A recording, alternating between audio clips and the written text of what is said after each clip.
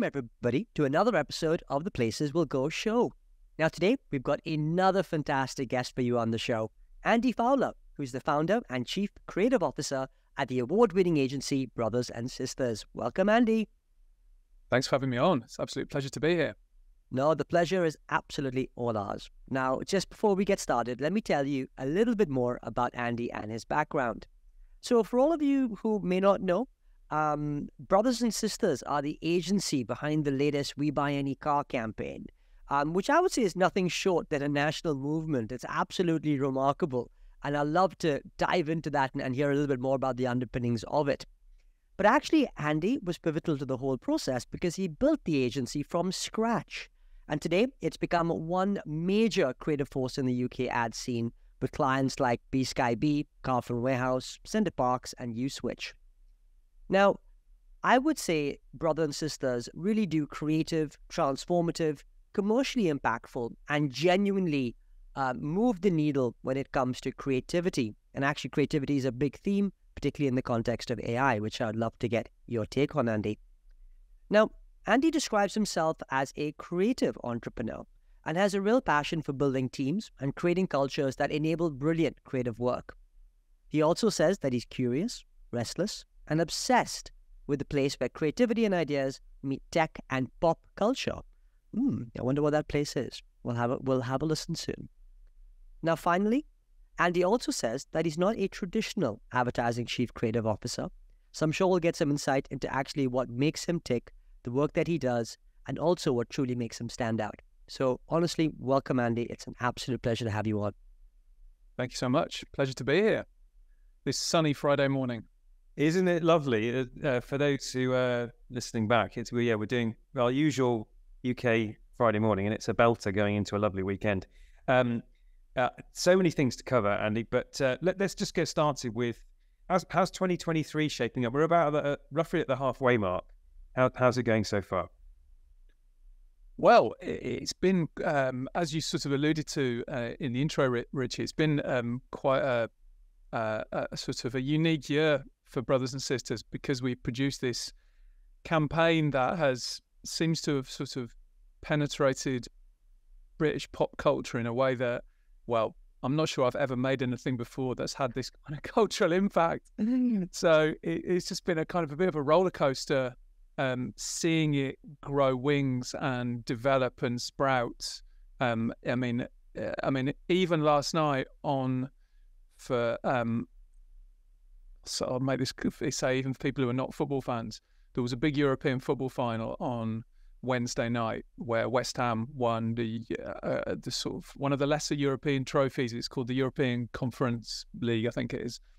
And on the train on the way to the game, and also last night in London during the celebrations, about 50,000 West Ham fans are singing a song about one of their players to the tune of this ad campaign that we just made for WeBuyAnyCar. And I sent a LinkedIn post last night going, I don't really know where this campaign goes from here because it's sort of just gone beyond anything we could have imagined. So the tune go, for those who don't know, the campaign is for a brand called WeBuyAnyCar, which is basically in the UK a brand that kind of have disrupted the car selling market. So the old way of selling your car, which one moment is. Oh, that was interesting. That's interesting. Shall I keep going? Yeah, go for it. Keep going. So in the UK, traditionally the car selling market was, if you wanted to sell your car, you either had to put it into a car magazine called Auto Trader, or you did a thing called part exchange, where you went down to a garage and haggled with the guy on the forecourt to swap your car. And WeBuyAnyCar have disrupted that, so you can entirely sell your car online in 30 seconds. Basically, you get a quote in 30 seconds, you take your car down, and it's gone. And we basically come up with this campaign, which is based on a famous meme. So there's a famous meme, which I think is relatively globally known, and it's a thing called the Friday Feeling meme. And it came out originally 4 or 5 years ago. You may know it. And it basically features this guy called Mufasa, who's in a car with his friend. He jumps out of the car. His friend says, it's Friday, right? And Mufasa goes, huh? And his friend goes, it's Friday, right? And he goes, no way. And he jumps out of the car and he does this dance to this track, which is basically the Friday feeling meme. So it's like, it's Friday and it's Saturday, Sunday. Excuse me. Let's do it. Let's do it. Let's do it. It's Friday, yeah. It's Saturday. And we were looking for, basically, our whole thing is that we love coming up with ideas that really get into pop culture. And we had a flash of inspiration where our brief was all around celebrating the ease of selling your car with WeBuyAnyCar, because it's so simple, right? And where that crystallizes is in the moment where you've just sold your car. You've just sold your car, you've got rid of it, you've got your Saturday back to do what you want with it, because it only took 30 seconds. You've got the money in the bank. It's just the whole thing's a relief. You've avoided stress. And we wanted to celebrate that moment. So we just thought, well, one of my creatives played me that meme, but he didn't just play me the meme, he changed the lyrics. And this is one of my creatives who doesn't come from a traditional advertising background, by the way, which is an important part of this. Of my creatives don't come from ad backgrounds. They come from more entertainment-y backgrounds, because that's my background, not advertising. And he played me the meme, but he changed the lyrics. So instead of it going, it's Friday then, it's Saturday, Sunday, he sung to me down the phone, just sold my car to WeBuyAnyCar. And I was like, oh my God. I think this could be a moment. And it partly because the meme is all about the view through the car. So, you know, the famous meme of the Friday feeling thing is basically it's a view through the car. You see the car door. Yes. It's almost like an original piece of visual IP, the view through a car door while the car's moving. And we just thought, oh my God, it all comes together in this moment of celebration of selling your car. And then, it just seems to have, I think because it was already a meme, we hoped people might adopt it, but it's just gone bananas. I've never seen anything like it. It seems like every day I look, there's some other part of culture, people are singing it and changing the lyrics. And anyway, that was a very low, rambly answer, but. Hey, well, it certainly made your year. Isn't it fantastic though? I mean, imagine, right? The creative idea and creative genius came all of a sudden, right? On down the phone, right? As someone sang to you an existing meme and changed the lyrics. I mean, how cool is that? I mean, that's creativity at its best, right? It's raw, it's authentic. It's so super cool. Yeah. I guess you can never have imagined the impact, right? I mean, you know, it was there. You tried it. Was it easy to sell in? Did it just all happen quite naturally, or was it?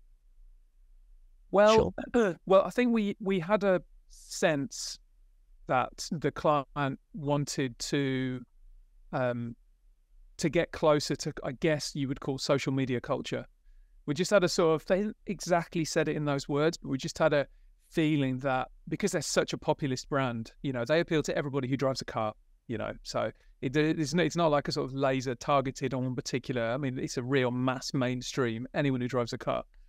But I just think there was a sense that they wanted to get more into kind of mobile, social media, meme culture, I think.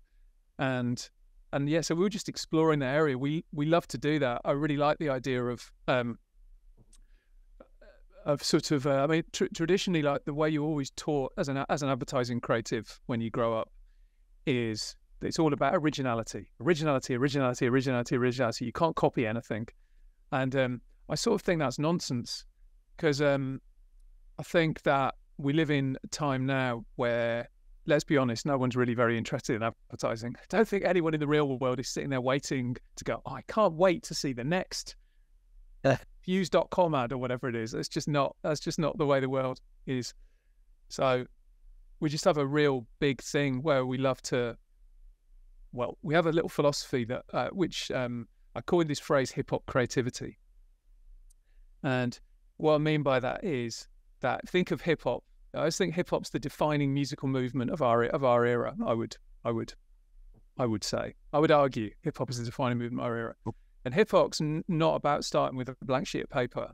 Hip-hop's about sampling popular artifacts in popular culture and twisting them and remix them and turning them into something new. That's what hip-hop is. You know, so you don't start with a blank sheet of paper. You go and find a sample of an old 1960s soul track that everyone loves. You loop it, and you turn it into something new, and then you're not starting from zero. You're starting from like number 80 already. You're already so far down the line. Yeah. So that's the philosophy that we apply to creativity, which is we don't start with a blank sheet of paper. We try and find an artifact in popular culture that's already loved, reverse engineer it back into the challenge of the brand and the audience of the brand and what they're trying to achieve, twist it 20% and turn it into something new.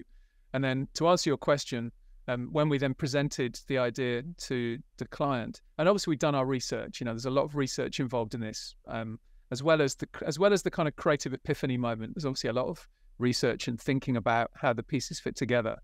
When we presented it to the client, who is the founder of WeBuyAnyCar, he pulled out his phone and said, "I don't believe it. I send the Friday feeling mean to my friends every Friday." So as soon as he did that, we thought, okay, we might have struck. Yeah, and that was through research, because I think we felt that meme would appeal right down. It was known by from teenagers all the way up to people in their 50s and 60s, and so that proved to be the case. Well, and it's so resonant at many levels. I mean, there's always a little bit of serendipity and luck. Who knew that would Absolutely. Absolutely. But it's so resonant in terms of it's based in neuroscience, isn't it? The hip hop creativity, drawing on things that are already registered in people's brains. And if I think back to some of the things I've been involved in, 118 borrowed the Rocky theme with a reference to a runner. We won't go into the sort of the legal wranglings around the 118 characters. If I think about the Direct Line campaign with Winston Wolfe from Pulp Fiction, and a lot, the Orlando would talk to using characters that are already established in people's brains and borrowed some of that. So fascinating story, so resonant. I mean, we started today. I actually want to go all the way back to what are some of the foundations that has got to this point. So tell us how you got started in the world of advertising at all. Well, my story's a little bit crazy and unusual for an advertising person, and that's because it's probably not unusual to say that I had no idea the creative industries was even a thing. I had no idea. I grew up in the West Midlands in a little village. No, absolutely zero idea in my education that creativity was a thing in any way, shape, or form. I went to university to do history and politics, which was pretty random. Only for the reason that I like writing. I enjoyed writing. I was one of those unusual people that quite like writing essays. Wasn't really into science. I've always liked language. I've liked words. I liked reading. Went to university, did a history and politics degree. Left university in the early 90s, showing my age.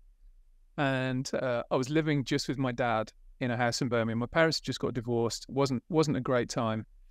And my dad had a little business in the centre of Birmingham. I left university, I went and was working for him. And I was like, I've got to get out of this. This is not good. I need to, what the hell am I going to do with my life? I've got no idea. And when I tell students this, they always laugh because it's so hard to imagine a world before the internet. So a world before the internet, I went to my local library in my village, and I thought, I'm going to get the addresses of all the TV companies in London, because I thought, okay, TV sounds quite fun, or maybe journalism. I had a week of work experience actually at Granada TV once through a friend, but I didn't really lead anywhere. So I went to my library and I got a list of all the TV companies in London: Channel 4, Sky, BBC, etc., etc., etc. On my sort of word processor or whatever it was, and wrote a letter and said, this is who I am, very random. I'd love a week of work experience. Walked to the post box, no emails, posted these 20 letters in the post box. I didn't know a single person in London, not one. Wrote these letters. I think I'd forgotten about it. A few weeks later, a letter came through the letterbox from Sky, and it was from the assistant, the PA to the the MD or the CEO of Sky Sports. I'm a big sports fan, I always have been. And I remember her name well. She was called Lindy Henneberg. That's who the letter was from. She was the CEO of Sky, who's called Vic Wakeling. It was his PA. I'll be eternally grateful to her. She was the only person who replied. And she said in her letter, thank you for your email. Thank you for your letter, sorry. If you're ever in London, then please, yes, come in for a week's work experience. So obviously I rang the next day and said, I'm in London from Monday. No idea where I'm going to stay. Will you have me in for a week? And I managed to find a sort of distant relative who had a friend who lived in a place called Southgate in the very north of London. Sky's, for those who don't know the geography, like in London, the Piccadilly line is a very long tube line that starts in the north and goes right across London. And it takes about an hour and a half to get one line to the length of this line. And I stayed on my distant relative's sofa in Southgate and travelled an hour and a half each day down to Skye, which is near Heathrow Airport, out to the west. And I was making the tea for the presenters on sports shows, rolling the auto cue, making their tea. I did that for 2 or 3 weeks. And then after about 2 or 3 weeks, I said, are you going to start paying me? Because I seem to still be here.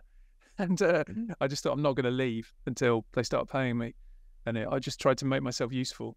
And in the end, they offered me a job. And that was really in sports program making. That was in live sports broadcasting for live football on Sky Sports or live cricket, Wow. sports magazine programs.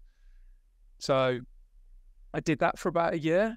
And then I started, because Sky's was a big dynamic organization. I was looking around and kind of going, not sure about this live sport thing. It doesn't feel very, I don't know, me being into writing, and I sort of was becoming vaguely aware of things I was interested in. And I thought, the pathway to this appears to be traveling the country, working in live OB trucks, outside broadcast trucks, this weird nomadic life. People seem to be drinking too much, and I didn't really like the look of it. And then, but what I did see, I saw there was an internal department, which was like an internal kind of agency that was making all the trailers for the programs. So I had a friend called Dom who I'd met in the canteen or something, and he told me his job was, what he did was every week they would give him 3 digibeta tapes, going back a little bit here, and his job was to watch these 2-hour movies that were coming out on Sky, and his job was to make a 60-second trailer for each of those movies. That was his job. And I thought, wow, that's interesting. So you have to kind of boil down a really complicated narrative into 60 seconds. That's your job. And so I proactively wrote some scripts for some movie trailers and for some sports. I think for a couple of football trailers. And I took it to a guy called Barry, who became a friend of mine, and said, I quite like the look of what you do. I've written some scripts for some trailers. What do you think? And he was like, oh, okay, these are quite promising. And he took them to his boss, who was an Aussie guy called Bruce. And eventually I got a job and I moved into what was the department that made trailers. Wow. That was it. My job was you had to be a one man, one woman band, where your job was you were given the movie, you had to log the movie, you had to come up with an idea, you had to write a script. I learned to edit. I did my own editing. I would find my own music. So you became this one person band. You learn all the processes effectively of doing the voiceover, doing the graphics. So you learn the entire process of turning something complicated. And I started to think, I love this discipline of how do you boil something really complicated down into 3 words? That's really where it all came from for me, was that thing. That was my start point. And quite an unusual path, but there are quite a few people in the ad industry actually who came from making trailers, from those in-house departments at Channel 4 or Sky or BBC. So, yeah. Oh, what a fascinating story, Andy. And hey, Lindy, if you're listening in, thank you, right? And Dom too. Yeah. It's funny because as you were reciting that story and you were talking about what Dom does, I was like, you took the more strategic end, and when I actually went, distilling information down into 60 seconds, I was like, you just get to watch movies the whole day. Yeah. Wow, Not a bad life. Yeah, it's true. Not a bad life at all. But I actually want to come back to a second, and something that I mentioned in the intro, and what you talked of when your creative sort of was talking to you down the phone in the campaign that's now become the hit sensation of We Buy Any Car. It's all around culture. Because clearly, you have a team around you, and one of the things that you look for and you seek out is to create the right environment and culture to let creativity thrive and shine. And I want to maybe explore that a little bit more as to how you do that, and how do you create environments and cultures that enable creativity to kind of get sparked, and then ideas to come and evolve into what they are. Well, it's a very good question, and it's sort of $1 million question, really, isn't it? And it's I'm not sure there is one particular silver bullet. I can probably give a few different answers. I'll try and keep it short. I mean, I guess so. One thing I will say is what's been really beneficial to me as a small agency in the last 3 or 4 years, if we talk about that first of all, is that previously, until the pandemic, because everybody had to come into an office, because nobody ever questioned that. That's just the way things were since Victorian times. And, no one even dared to question that idea. If someone said they wanted to work from home on a Friday, everyone would sort of roll their eyes and go, oh, right, yeah, of course you do. That's just the way it was. So you were quite restricted by only being able to work with people who lived in London and who'd moved to London. And what has been incredible for me since the pandemic is that I've worked with creative people who live in Amsterdam, in America, in Wales, in the Lake District. We have a freelance creative called Emma, who we've worked a lot with the last few years. She lives in a yurt in the mountains in Portugal. Amazing.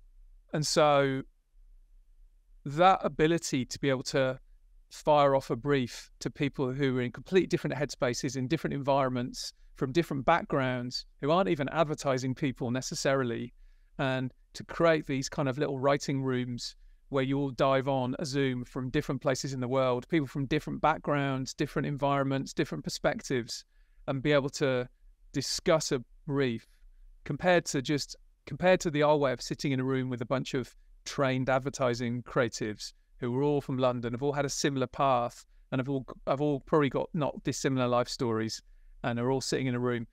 It's a much richer experience to have all these different types of people, different backgrounds, different mindsets, different locations. So I found that very creatively stimulating, and because a lot of these people, like the guy, my friend Charlie, who wrote the WeBuyAnyCar idea, who doesn't come from an advertising background at all. His background was he's founded an agency in LA a few years ago called Donut, which was set up by two movie directors called the Duplass brothers. They're kind of a art house American movie directors, and they set up this little agency to make branded entertainment, basically. And Charlie, whose life has been making entertainment, was out there. He was making like short form series for Snapchat and things like that.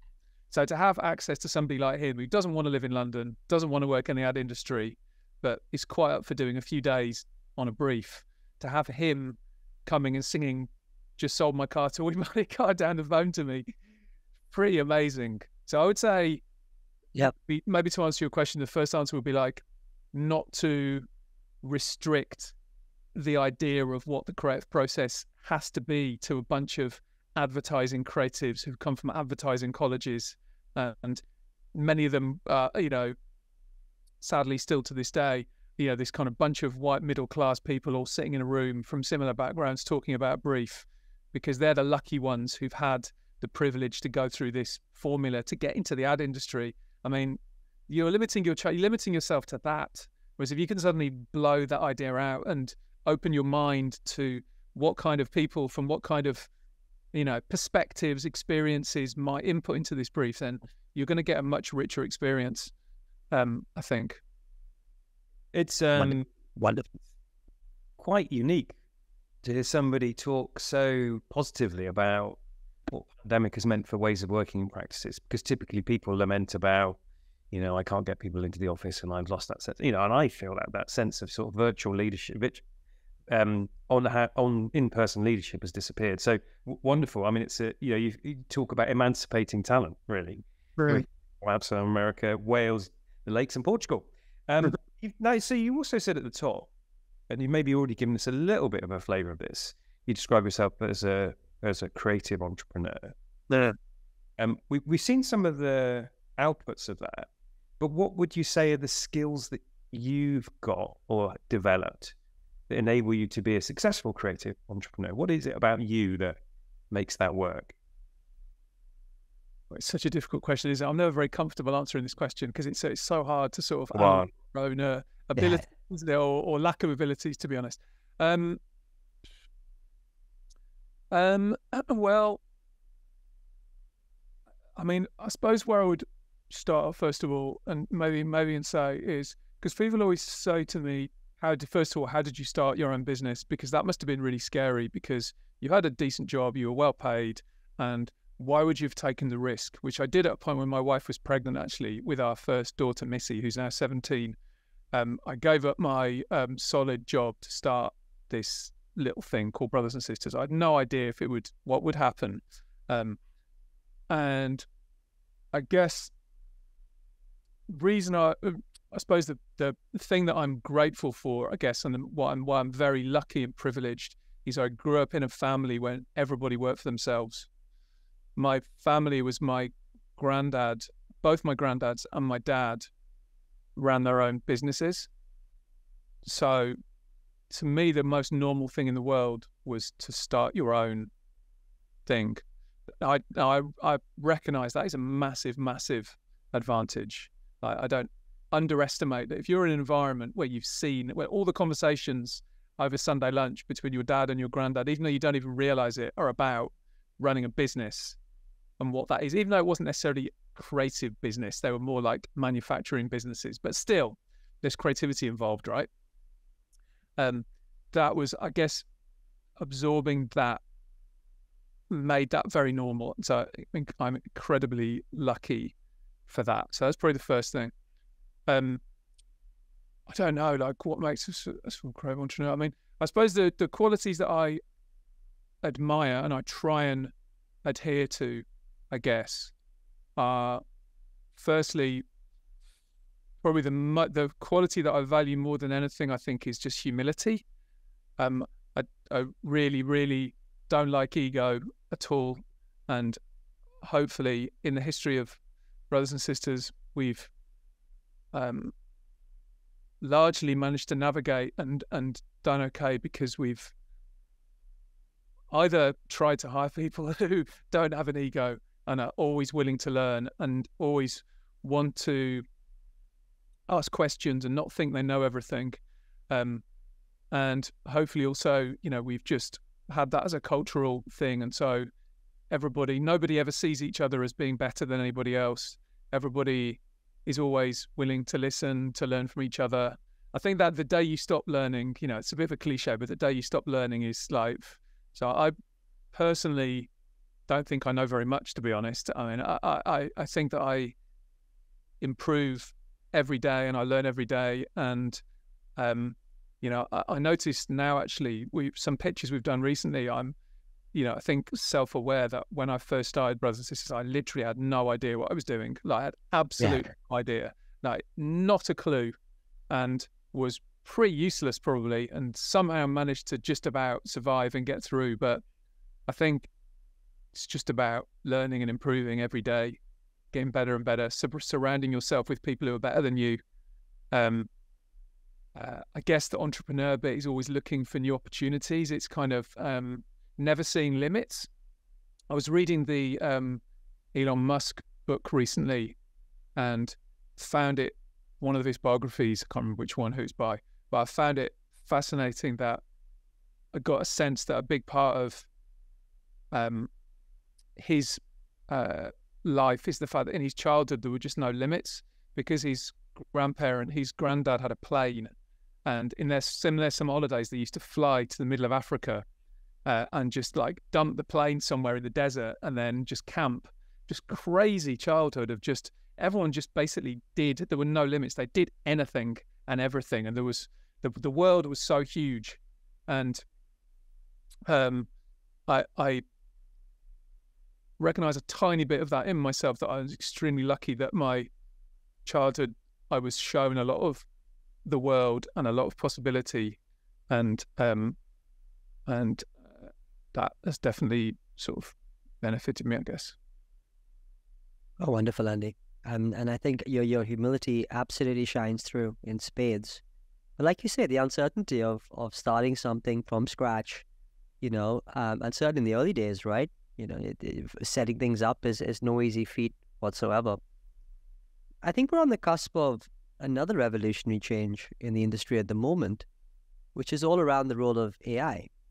And I'd love to get your take on how you think things will evolve in this way, in using more tools, and an agency like yours may be sitting on the cusp of being able to take advantage of some of those AI tools that are out there. How do you see it playing out? Well, it's another $1 million question, isn't it? And no one really, coming up with a few of them this morning. No one really knows the answer. Yeah, you're really giving me the easy ones here. My God. I mean, first of all, I suppose what I would say, and most agency people will say this, I'm sure, that even in the last 6 months, it's been a bit of a revolution in terms of how we've just started to apply a bit of AI to our own ways of working. So even me as a creative person, a creative leader, I guess, in a few of our pitches in the last 6 months, even just the opportunity to use Midjourney to help create more amazing visual reference has been pretty amazing, actually, compared to the old days when you had to, get a designer to comp together, to kind of cobble something together, or you had to do a colored drawing, commission an illustrator, a storyboard artist. And clearly there's a skill to, the skill in itself to the terminology and the use of language to get the machine to do what you want it to do. We luckily enough have a young creative on our team called Zuza, who is tech obsessed, and she's pretty good at it. So that's been a bit of a revolution. Looking forwards, I mean, my God, how do you even answer that question? Because no one really knows the answer, do they? I mean, I think all I can say is that I do honestly think that no matter, even though the technology has moved on at a phenomenal pace, and it's even almost like day by day by day, almost we're seeing things in LinkedIn or in culture, we go, oh my God, it's leapt again.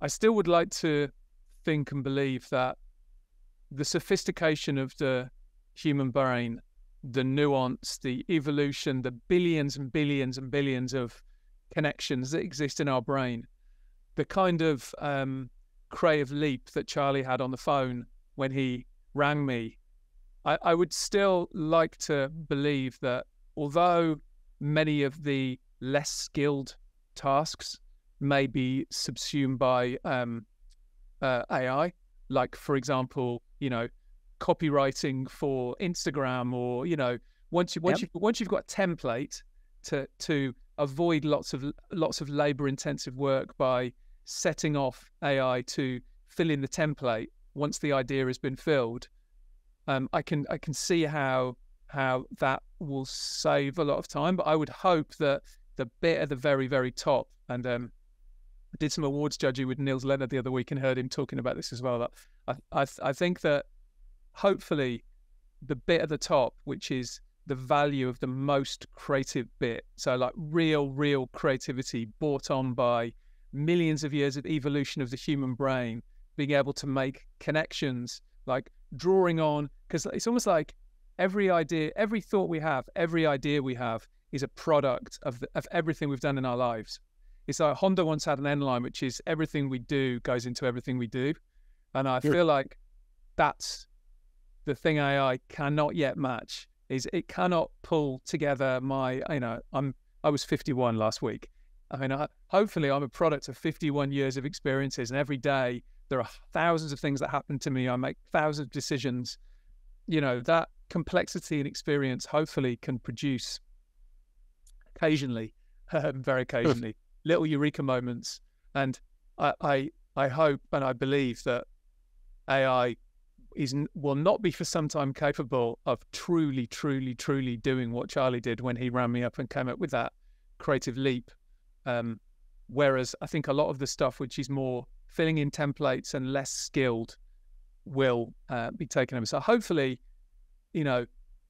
our true creativity of the creative leap will be more and more valued in a world where we're so oversaturated with media and it's so difficult to stand out. Maybe that true skill will still be valued in, I'm not going to say 100 years, let's say 10 years. I don't want to go any further than that. I mean, who knows? Yeah. I love that 51 years of experience for the Eureka. You remind me of the story. I won't sort of name the names of the client or anything, but of the copywriter who was, had a bit of a slightly arsey client, and where's my press ad? It was he produces it, and then the client says, "Come on, how long did that take to write?" Yeah, 32 years, 4 months, 17 days, and 11 minutes. Yeah. And it says it all, doesn't it? Well, we'll see. I mean, it's a fast evolving debate. I'm going to change direction a little bit. You've mentioned some people that have influenced you. Again, thanks to Lindy back in the day. But in terms of mentoring, I mean, it's quite lonely at the top of organizations as founders and in the C-suite. So where do you get your support and nourishment and advice and guidance?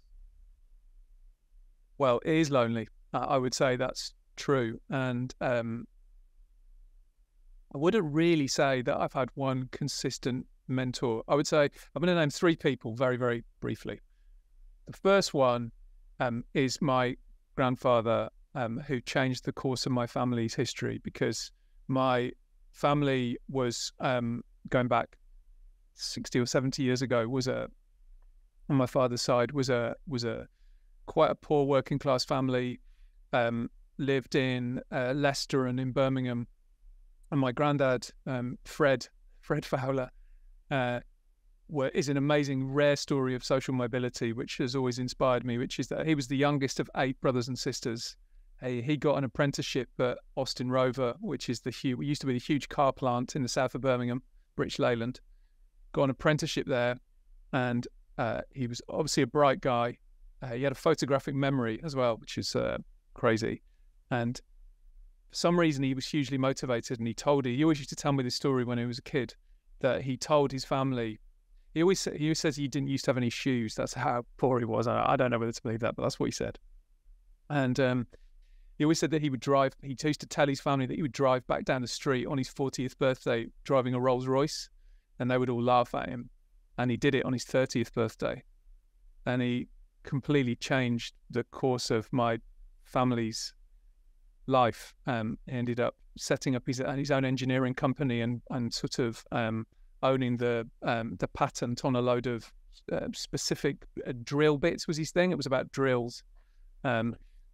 Anyway, so he I suppose just his influence on the idea that if anything was possible has had a massive influence on me. Huge influence. The second one would be a guy at Sky called Barry Skolnick, who ended up becoming a great friend of mine, who was the creative director of Sky for many years. And he was the guy who really believed in me probably before anybody else did, and saw that maybe as a writer and as a creative person, I had some ability.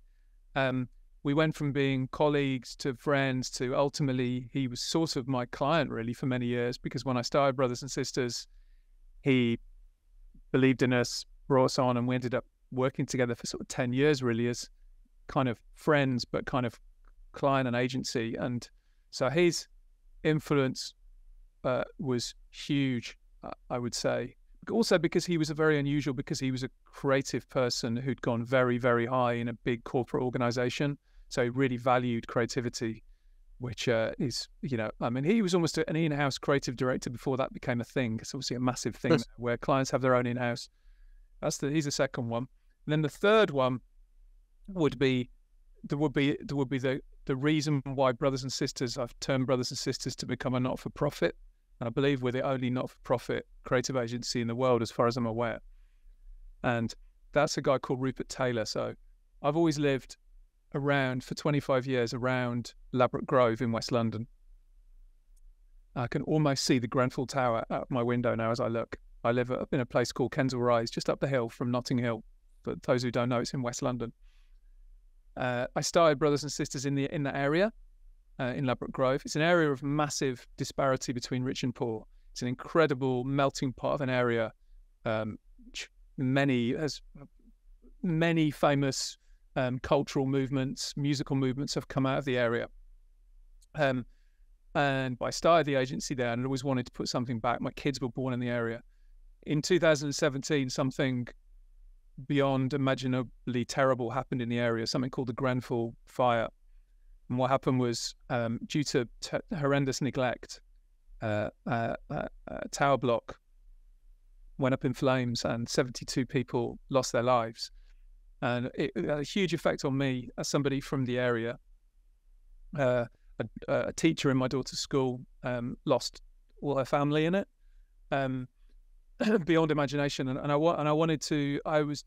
I sort of didn't really know what I wanted to do exactly, but I thought, okay, I want to try and help in some way, shape or form, as many people in the area did.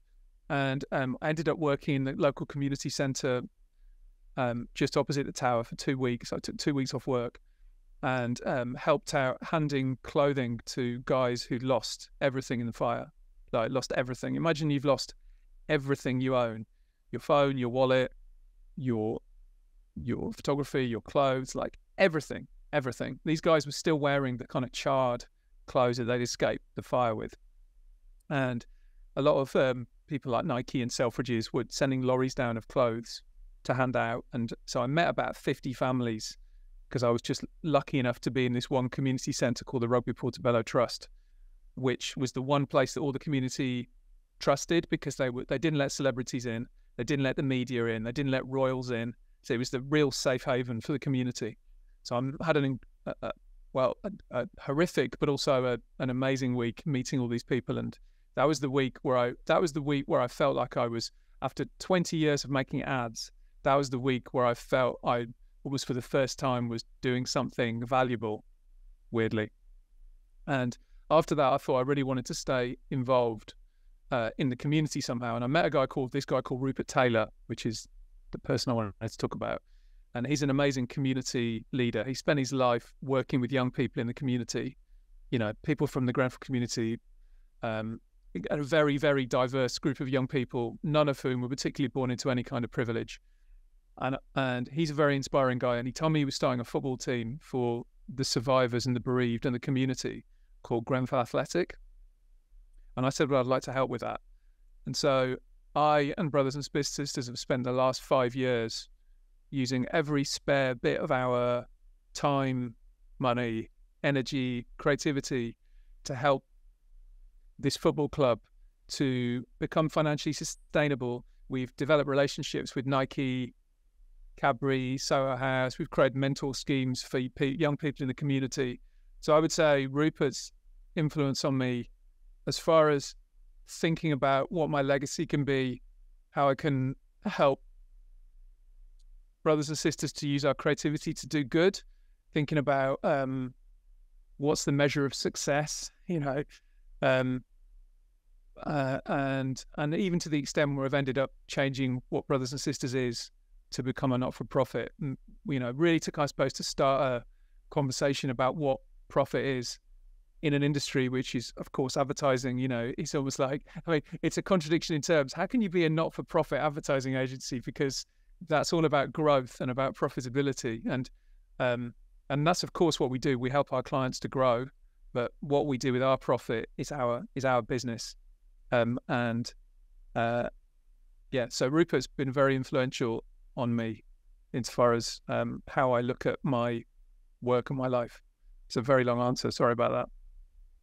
Yeah, Andy, it's an incredible answer. Kind of helps to put everything into perspective about what's important, and actually a great way to finish the session. So I'm going to pull together a few key thoughts coming out of it, and give you a big thank you.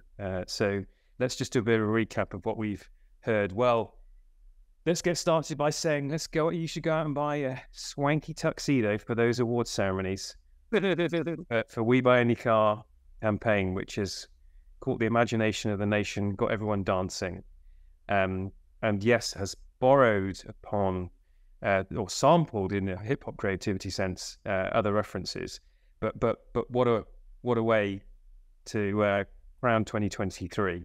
A bit of a serendipity, a bit of neuroscience, but what a belter. So that got us to a strong start. We then heard a little bit about, and thank you again to Lindy Hennenberg, about you didn't even know the creative industry existed. You did get an opportunity. You made yourself useful at Sky, and then cheekily asked for some cash, and the rest is kind of history. Writing trailer scripts. The key thing I think I heard there was boiling it down into 3 words. Probably this was a great testing ground. You said others came through that route of getting creativity down into something digestible. How do you spark talent? Fascinating to hear about the benefits of emancipating talent geographically through these virtual times, which is a good reprise on many people, as I said, bemoaning the fact that they can't be face to face. What does it take to be a creative entrepreneur? It's about humility rather than ego. And the day you stop learning is, well, you didn't finish the sentence, but I think we all know the answer there. I'd never heard the story about Steve Jobs, the no limits, the flights, the fact that you similarly in a similar way have been shown possibility. Lovely to hear that. We had some reflections on AI. I'd love to meet Zuza, by the way.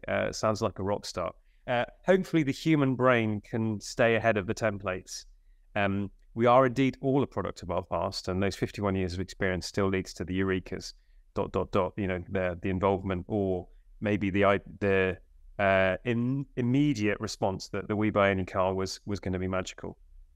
But I think we ended super strong. When I asked you about loneliness and mentoring, I probably wasn't expecting that as an answer. But you talked about 3 people. So to grandfather Fred, what a case of social mobility, really, rising up in brilliance, really showing that anything's possible. And I can visualize, the Rolls Royce rocking down the street and everyone being very happy for him. And then of course about Grenfell, which it's only 6 years ago, and was such an event for the UK, and what that's inspired in you in terms of helping to set up Grenfell Athletic, and such a perspective, and bring everything into line in terms of what's important. So that was truly inspiring way to end. And generally, Andy, it's been super inspirational. You can understand why you've been successful as a creative entrepreneur, because you do think a little bit differently. You've had some different starting points and journeys along the way. And I think it'll be tremendously inspiring for people listening in terms of anything is genuinely possible. You've probably got to set yourself up with the right stimulus. And maybe you need a little bit of road serendipity. And you've got to put yourself forward and make yourself useful. But truly a great example of anything is possible. So thank you again, Andy. Thank you, guys. It's been an absolute pleasure. Thank you.